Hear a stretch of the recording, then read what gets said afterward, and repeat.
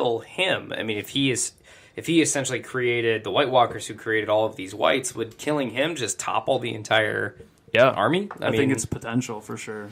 I think that's what they put together based on Jon killing the one White Walker. And I'm wondering if now we can take that as fact, and like now we know that like they have one target, and it's that guy. I think that's what they try to set up. I've got to assume. I have to say, I don't the dragon becoming a White Walker. I don't understand where they go from here, like where, and this storyline goes from here, and that's why when we watched nightmares last night. When we watched this episode last night, there was a moment where the general group had a consensus that a zombie dragon was going to happen, and I was very firm that was not possible, mainly because it just doesn't make logical sense in a show where there's a lot of logic. That it would be even physically possible for a dragon, which is responsible for the majority of things that can kill a White Walker, that it could be turned into a white, right? It just doesn't make sense. I can't get there. And so I felt confident, so confident that I bet Seth $100 that there was no possible way. And so even up until the final moments where they're doing that slow pan up the dragon's body, right, and they've got the chains and right up into the eyelid, I'm like, nope, everyone's gonna be like mic drop when that eye doesn't open. I was ready for it, and then that damn eye opened and it was blue. I couldn't believe it, and I still can't, because I don't know where you go from here. I don't understand it. I can't get behind it, and it almost makes me not want to go forward. Tell me more about you don't know where we can go, because it seems pretty obvious what the next step is. Hold on, I also want to say, I think for sure, where I knew you were screwed in this, where I knew you were absolutely screwed in this, was because we focused, in one of our main plot points was this wild bear that was a white. Attacking. Agreed. That's the whole reason they put it in. Rogan. That was the foreshadowing. I should have told you that. They were setting you up. Don't you see? They were just begging you to like walk into the trap of betting me $100 that there was going to be a dragon. And then they screwed me over. At least it was Viserion. I think if it was Drogon or Rhaegal, I would have been pretty pissed. But like, Viserys was a pretty shitty character. And so I'm okay that his relatable dragon died. Yeah. Or was reanimated. I'm okay with that. It was still killer.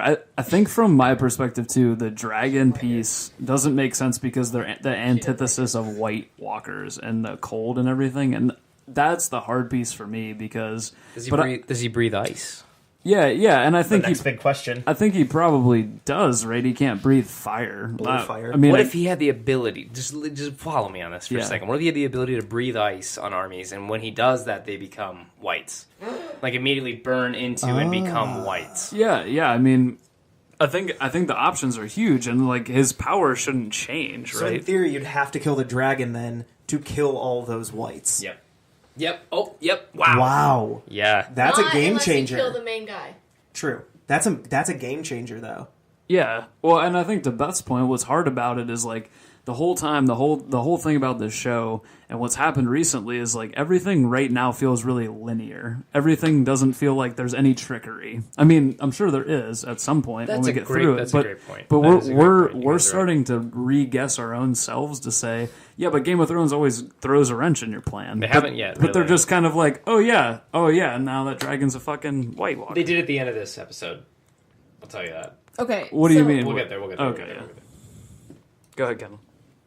You guys, okay, maybe I'm jumping ahead. No, go ahead. Jump ahead. This is the last. This is it. I was just going to say, like, prediction time. Like, are we going to see this battle next episode? Or is it all going to be mostly focused around the conversation in King's Landing? I think it's King's Landing. Do we think we're even going to see a battle between the White Walkers and them? I think there's no battle next week. Maybe things go to shit in the conversation and there's like a big battle between... Battle of wit. Yeah, battle of wit and stuff in King's Landing. But if we go by what Game of Thrones always does, and we have no reason, to Joe and Beth's point from earlier, like we have no reason to assume that they're not going to do what Game of Thrones always does from this season. The second to last episode has the big battle or a big battle, and then there is a politicking setup that happens in the last episode of the season for next year. However, I will say this. I guarantee you Clegane Bowl happens this week. That is my big prediction. The Clegane Bowl. That's fair. The Hound versus the Undead Mountain. I will say this. In discussion of why they're running through it, I found an article that says the final episode of this season is 81 minutes.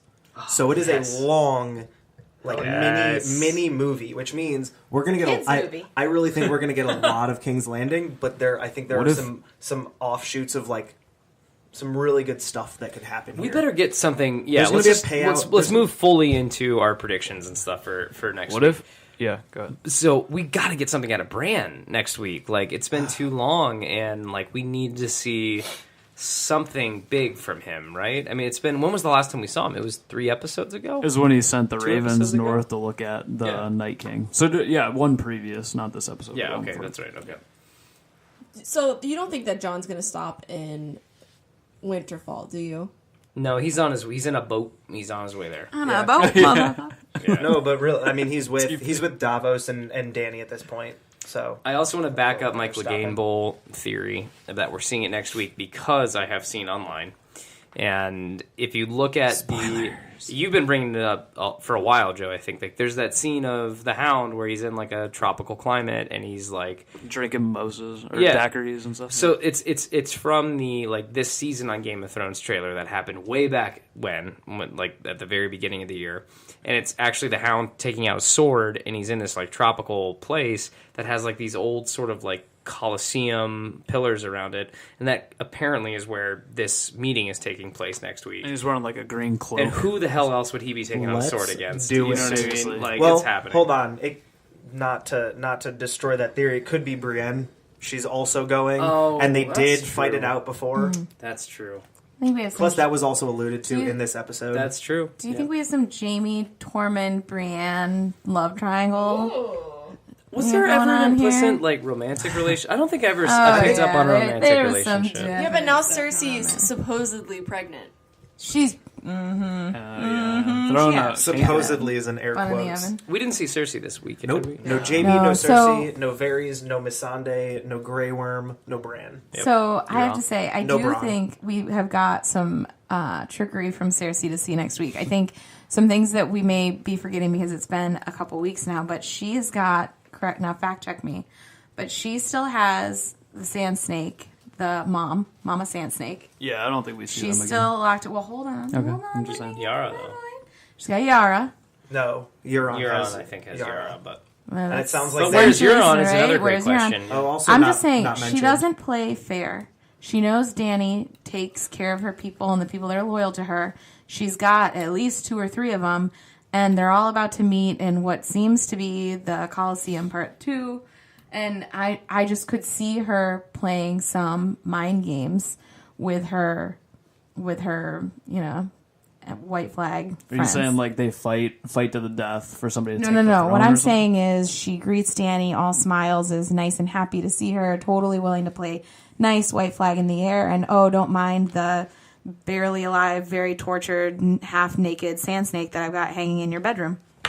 Looks like I'm like that's the kind of mind game she plays. I'm also not going to put I always feel like I'm just like covering all of my outrageous guesses just in case they're right. I'll come back and just like really gloat about that one. Told you. But I could see Daenerys dying this week. I think maybe potentially a trap has been set because Cersei already said to Jaime like, what would Dad do? And Dad would like find out a way to win this war and take advantage of the situation that we've been given. And if they're going to bring in Daenerys like that, I think there's a real... Beth has got something. Oh, you can finish. No. I want to see it. I want you raised your hand excitedly. Could see that. Sorry, I had to stutter over that for a minute. Could see that. But could also see Tyrion falling on the sword for Dany to prove his undying loyalty to Dany, and then Jaime ultimately being the end of Cersei because of what she has done to Tyrion and their family. Which then really takes out just a whole... I like that better. I like that so much better than Dany dying. I like that. That is just so much to put into one episode at the end of a season. Would follow. Hold on, with an entire season to go. So much left to uncover, though. That's only 6 and episodes. 6 episodes. Yeah, but they're all movie length, right? Yeah. So Cheers to that. it is weird because that was there a hasn't weird been sound effect. It didn't sound as cool. No. Cheers. You gotta be gentle. Ding. Why are they so weird sounding? One more time. No, I there don't it like was. them. That's better. That was better. Third time was not a charm. So So, okay, what other predictions do you guys have for next week? What do you think we're going to see unfold? I wouldn't be surprised if the majority of the show took place in King's Landing, but we cut back and see a resolution of some kind in Winterfell. Someone's dying in Winterfell next week. There is a little shot in the preview for next episode of I believe it's the Dothraki coming up behind the Unsullied, where, and it may be I think it's King's Landing. Yeah. So somebody went and picked him up. Right. They just galloped on over. Which is frustrating in terms of like we're just gonna not. Right. They don't cover how Grey Worm and everybody. They haven't done it all show. Maybe. And I mean, to be honest, like there are a lot of characters up in the air whose cords could be cut. Euron's like, hey, any Unsullied want to get on my boat? I'll take you over to King's Landing. It sounds like we have a meeting to attend. Yeah. Guys, you want to just like split this Uber pool maybe real quick? There's like just a little surcharge. Uber ship.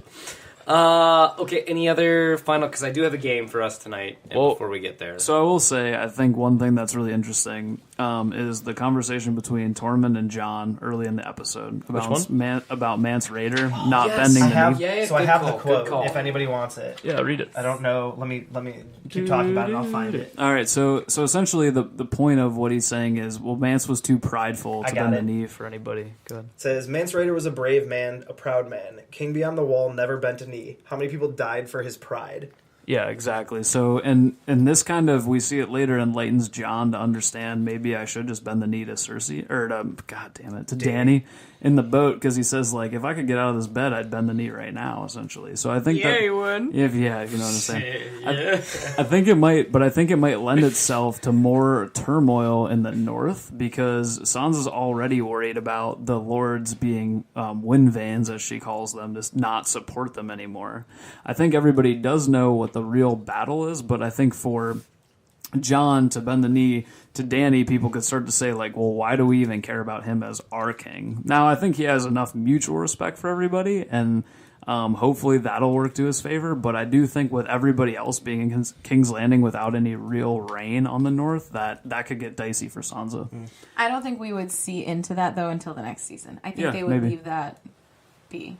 I thought that was like a really cool tie back, though, because for Tormund and him to be such good friends, and then for Tormund to trust him enough to really have seen that, like, the people inside the wall, some of them, at least Jon, was good enough to let them in. Like, Mance was probably right to not trust any other Lord Commander of the Night's Watch. So, but I just found that whole thing really great. Which is funny, because Mance was a runaway of the Night's Watch. Right, yeah. He was a deserter who went to the Wildlings and... That's right. Oh my god, I totally forgot. Pulled them all together. We didn't really delve into the whole Dany Jon discussion, but there was, like, we grazed it, but there was a lot in there. Like, the fact that she, for the first time, saw the gash wounds from the knives. Also, that sweet, like, Janet Jackson, like, winter coat that Daenerys was wearing. That thing was dope. That was pretty sweet. Props to the wardrobe person for Game of Thrones. Yeah. But you're right. So, before we move on, let's talk about that scene, because I think that's really important. And again, like, we see a emotionally wounded Daenerys who is...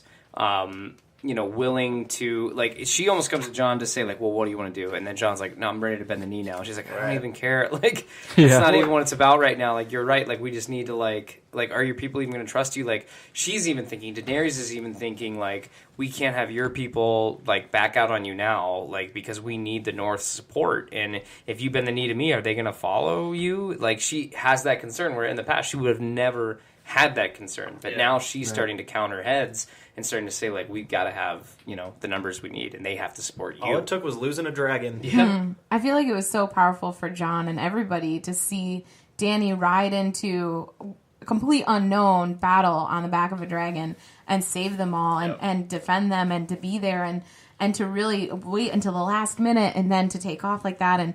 And she was 100% in it with the rest of them like that. And that, I feel like, was one of the most powerful moments, and for Jon to wake up and that be the first thing that he says to her was fantastic. And the scene between the two of them, I thought, was Really powerful. And right up until the end when she was like, get some rest. And he was like, okay. And he shut his eyes really tight. Yeah, so weird.